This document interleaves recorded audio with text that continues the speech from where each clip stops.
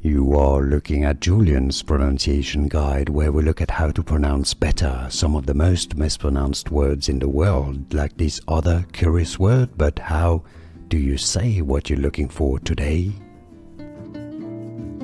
We are looking at how to pronounce these names, and we'll be looking at how to say more confusing names, including from Arabic and Persian, so stay tuned to the channel to learn more. In Arabic, it's said as Ayrin, Ayrin. Easy once you know a name of Muslim Islamic origin, meaning fury, made of fire. Ayrin. And now you know more videos. We're here to learn more. I'll see you there. Thanks for watching. Here are more videos on how to pronounce more confusing words and names too many mispronounced. Like this video if you found it useful. I appreciate your support. I'll see you soon and thanks for watching.